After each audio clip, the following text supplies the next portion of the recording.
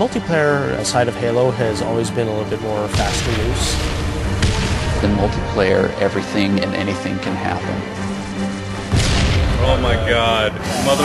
Oh. We need to be either as good as Halo 2, and obviously that is our bar, is as at least as good, better, as help me better. Enjoy your walk back to the beach. While you're working on the project, the bar is sort of a moving target. It can be intimidating for sure. Typically my morning starts with me weeping at my desk for about 30 minutes, and then I get to work. We've really gotten hardcore about instituting afternoon playtests. Okay, it's territories, 15-second respawn time. And it's become fundamental in how we're working on the game. Oh, Froman! Oh, you're so close! From day one, people have been in there playing it, which really refines the gameplay. It was horrible there. Oh, who broke territories? I think Halo 2 multiplayer has been played like 4 billion times. Competing against yourself is stressful.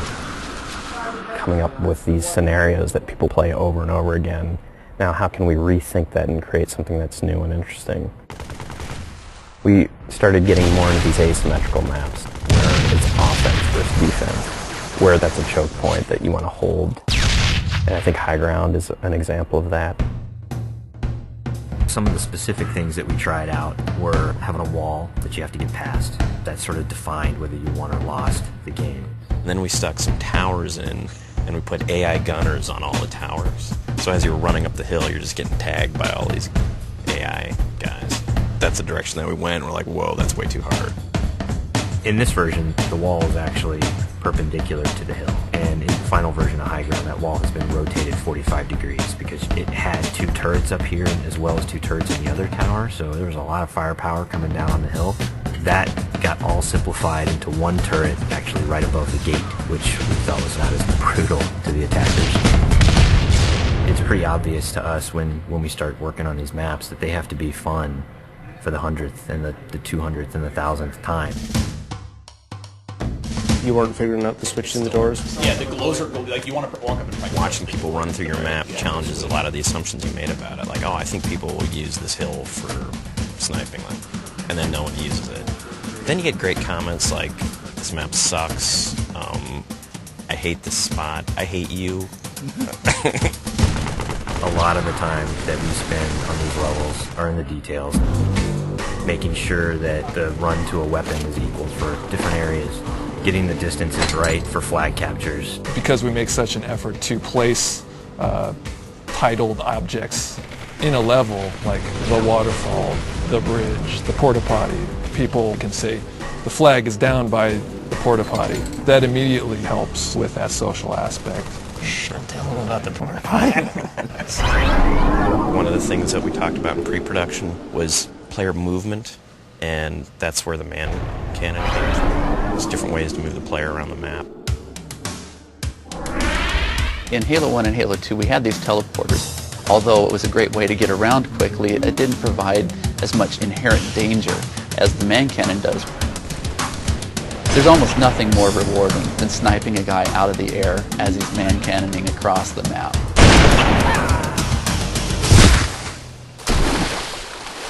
Whatever weapon that you start off every round with is going to really affect the decisions you make. There's this thing we didn't really identify in Halo 2, that if you spawn everybody with a dual-wieldable weapon like the SMG, it changed the game. People stop meleeing and people stop grenading because when you're dual-wielding you can't do either of those. One of our weapon modelers, Tom Doyle, said, hey, this is a great chance to bring back the assault rifle from Halo 1. The assault rifle's design language really works well with the Master Chief. It has such a unique kind of silhouette and look to it that we really didn't want to change with what is already a Halo canon. But in terms of design and gameplay, it's been adjusted pretty considerably.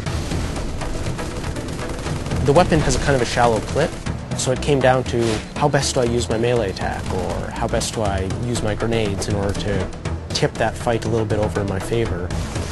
The assault rifle works really well with the golden three things of Halo, which are weapons, grenades, and melee. The different kind of weapons that you get to use now, the way that they're balanced against each other, the way the weapons are placed on a map, it brings a certain something to the map that just makes it play right. You have a situation which is very common, two guys get into a fight. Is there a way to mix that up?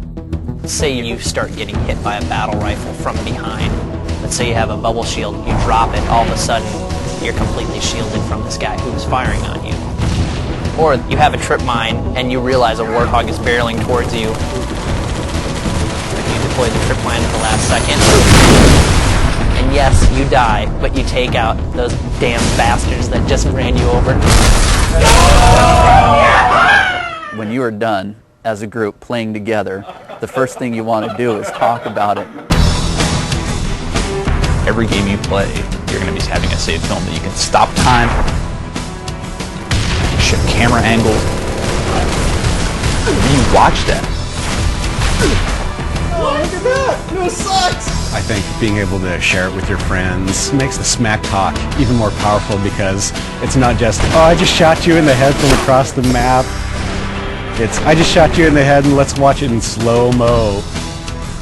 It's really going to help people improve their play if they can see it from the enemy's perspectives. You'll be able to watch where they go, what weapons they pick up, in what order. We've done a lot of paper, we have all the specs, but there's a significant part of that that's not yet finished. The big challenge ahead of us now is to make sure that we get everything that we can into the game. We're going to be what we're going to be, and we think it's really good, but everybody's expecting it to be really good, so we got to beat those expectations somehow. That's what's tough, yeah. That's what makes me cry at my desk.